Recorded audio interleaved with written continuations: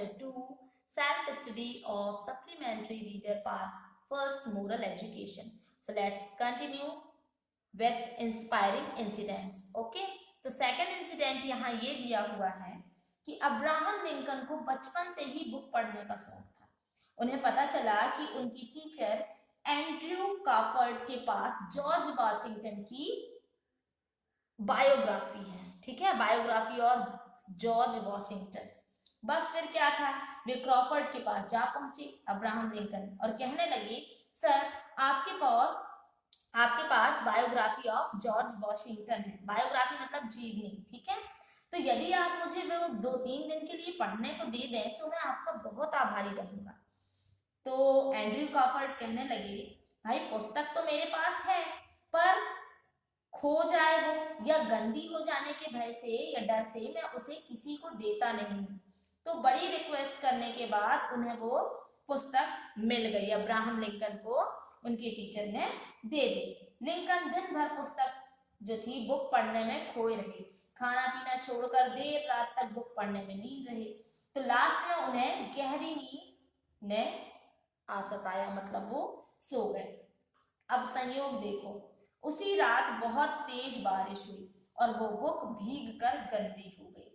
Lincoln ने बहुत दुखी मन से टीचर को उस स्थिति से अवगत कराया, बताया। तो क्रॉफर्ड ये सुनकर बहुत नाराज हुए और बोले, ये मेरी फेवरेट और प्रीसियस बुक थी और तुम्हारी लापरवाही से ये खराब हुई है, तो तुम्हें इसका कॉस्ट चुकाना होगा, तुम्हें इसका मूल्य चुकाना होगा। तो लिंकन ने कहा, मेरे पास पैसे तो नहीं है, लेकिन आप उसके बदले मुझसे वर्क करा लें, है ना, तो मैं उससे सेटिस्फाइड रहूंगा। तो क्रॉफर्ड खुश हुए और उन्होंने लिंकन को काम बता दिया।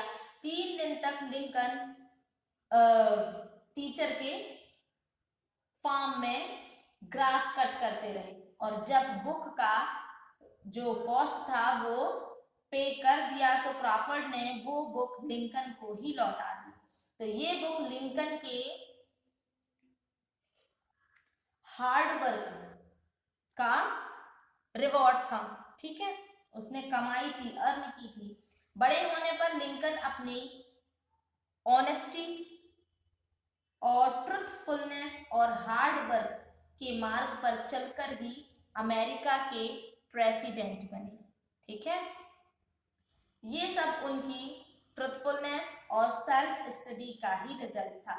तो ये बिल्कुल सच है कि बुक्स का लाइफ में बहुत इंपॉर्टेंस होती है। ठीक है, it is true that books have great importance in our life. ठीक है, तो यहाँ पर बुक्स के बारे में बताया जा रहा है ना, स्टडी, सेल्फ स्टडी। ठीक है, खुद का भी अध्ययन और बुक्स का भी अध्ययन। ओके, फिर एक और दिया हुआ है यहाँ पर इंसिडेंट कि वंस सुल्तान ऑफ बुखारा नूही इब्न मंसूर, एक बार बुखारा के सुल्तान नूही इब्न मंसूर बीमार हो गए, है ना, किसी बीमारी ने, किसी डिसीज ने उन्हें घेर लिया। तो दूर दूर से हकीम मतलब डॉक्टर, ठीक है, लाए गए, वैद्य बुलवाए गए, लेकिन सुल्तान को कोई भी लाभ ना हुआ। तो एक दिन एक व्यक्ति उनके पैलेस में आया और वो एक नवयुवक था, एक कम उम्र का लड़का था। ठीक है, हकीम के चमत्कारों की कहानी सुनाने लगा। ठीक है, सुल्तान ने सोल्जर्स भेजकर उस नौजवान हकीम को बुलवाया।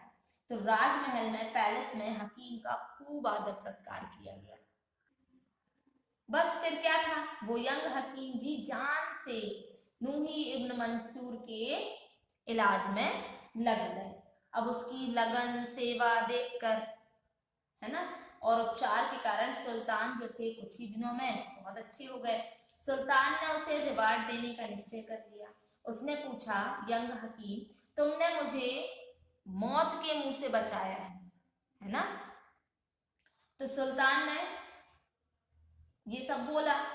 तो बोलते हैं कि मैं बहुत खुश हूँ, I am pleased with you, है ना, मैं तुमसे बहुत खुश हूँ, तुम जो चाहो, जितना चाहो मांग लो, मैं तुम्हें मुंह मांगा इनाम दूंगा और तुम्हें मुंह मांगा इनाम मिलेगा। ठीक है, तो वो जो यंग हकीम था वो ग्रीडी नहीं था, है ना, मतलब लालची नहीं था। उसे सुल्तान की धन दौलत की चाह नहीं थी। वो जानता था कि सुल्तान के पास एक बहुत अच्छी लाइब्रेरी है, ठीक है, लाइब्रेरी है और एक बहुत बड़ी लाइब्रेरी है। तो जो बुक्स होती हैं वो सच्ची दौलत होती हैं, है ना। तो उसने सुल्तान से ना धन मांगा और ना कोई और वस्तु। उसने रिक्वेस्ट किया कि यदि आप सचमुच मुझसे खुश हैं और कुछ देना ही चाहते हैं तो मुझे अपनी लाइब्रेरी में बुक्स पढ़ना अलाउ कर दें, मतलब मैं वहां एंटर कर सकूं और वहां बुक्स पढ़ सकूं, तो इस आपकी बहुत कृपा होगी मुझ पर।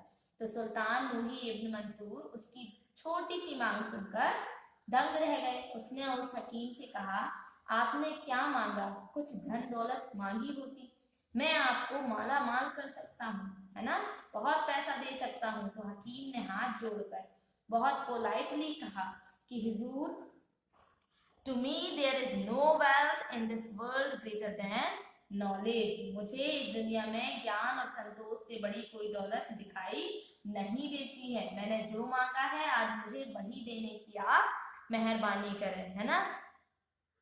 तो वो व्यक्ति आगे चलकर हकीम इब्ने सिना के नाम से संसार के फेमस मैथमेटिशियन और फेमस मैथमेटिशियन, है ना, के रूप में फेमस हुए। ठीक है, the young Hakim after a few years became a well known mathematician. Okay, now third यहाँ एक और इंसिडेंट दिया हुआ है देवनाथ जी का। ठीक है, देवनाथ सिंह राजपूत थे और घर पर छोटी जमींदारी थी। देवनाथ सिंह जो थे वो एक राजपूत थे, एक स्मॉल लैंडलॉर्ड थे, है ना, और वो अनपढ़ थे। ओके, नॉट लिटरेट मीन्स अनपढ़ थे। तो उनके एक फ्रेंड विलेज में उनसे मिलने आए। वे अपने उन फ्रेंड से अकेले में मिले और बोले, मेरी इच्छा गीता पढ़ने की है, लेकिन अब किसी से पढ़ने जाने में शर्म आती है। देवनाथ सिंह जी की बात हो रही है यहाँ, है ना, वो कहीं पढ़ने नहीं जाना चाहते थे क्योंकि शर्म आती थी, है ना, छोटी जमींदारी थी, राजपूत थे। तो उनका जो फ्रेंड आया उनसे उनने वो बात शेयर की, तो मुझे कोई एडवाइस दीजिए। तो उन्हें अल्फाबेट के वर्ड्स की भी पहचान नहीं थी देवनाथ सिंह जी को। तो जो फ्रेंड थे उनको वहां रुकना नहीं था। तो फ्रेंड ने केवल इतना कहा कि गीता भगवान की वाणी है। Okay, the Gita is the voice of God, है ना, भगवान की वाणी है और गॉड उनकी वॉइस में भेद नहीं है, गॉड और उनकी वॉइस में भेद नहीं है। ठीक है, जहां डेली गीता का पाठ चलता हो, रिसाइट, है ना, रिसाइटिंग मीन्स दोहराया जाता हो, जहां गीता बार बार, है ना, उसे ध्यान से सुनो और उसको रिसाइट करो। ठीक है, तो लगभग 2-3 साल के बाद वो दोनों दोस्त फिर मिले, देवनाथ सिंह और उनके फ्रेंड फिर मिले। तो देवनाथ सिंह ने फ्रेंड को फिर एकांत में ले जाकर कहा कि मैंने गीता के मोटे मोटे वर्ड्स, है ना, जो लार्ज वर्ड्स थे, उनकी पुस्तक तभी ले ली थी, उनकी बुक तभी ले ली थी और डेली कई बार गीता पाठ को सुनकर वर्ड्स पर मैं उंगली फिंगरिंग करता रहता था। मूविंग हिज फिंगर, है ना, वो अपनी फिंगर चलाते रहते थे, गीता का पाठ सुनते जाते और फिंगर्स चलाते जाते थे। और जब फिंगर चलाने के समय कुछ बोलने की इच्छा होती है तो मेरी समझ में नहीं आता कि मैं क्या बोलता हूँ। चलिए आप सुनिए।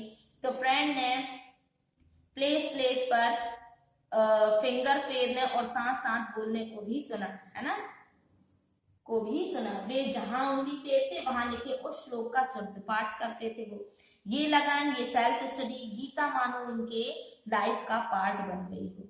तो भाइयों ने उन्हें, जो देवनाथ जी थे उनके भाइयों ने उन्हें प्रॉपर्टी से अलग कर दिया था, फिर भी उन्होंने अपनी बेटी की मैरिज की और जो सन था उनका जो बेटा था, पुत्र पर अपनी पत्नी का, है ना, जिम्मेदारी छोड़कर, रिस्पॉन्सिबिलिटी छोड़कर खुद तीर्थ यात्रा में निकल गए थे। पिलग्रिम्स मतलब क्या होता है? तीर्थ यात्रा, ठीक है, पिलग्रिमेज, है ना, वहां निकल गए।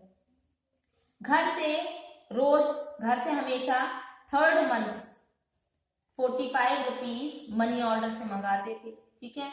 मोती खादी की धोती कुर्ता और एक बैग में ब्लैंकेट्स और बेडशीट और जो लोटा होता है ना, और रोप, बस इतना सामान था उनके साथ, और अपने शोल्डर पर वो ब्लैंकेट रखते थे, ठीक है। तो पूरे इंडिया की उनने 3 टाइम्स पैदल तीर्थ यात्रा की, और लास्ट जो उनकी जर्नी थी, है ना, वो जर्नी अंतिम यात्रा में एक टेंपल में गीता के श्लोकों पर उंगली फेरते हुए और श्लोक बोलते बोलते ही उनकी डेथ हो गई।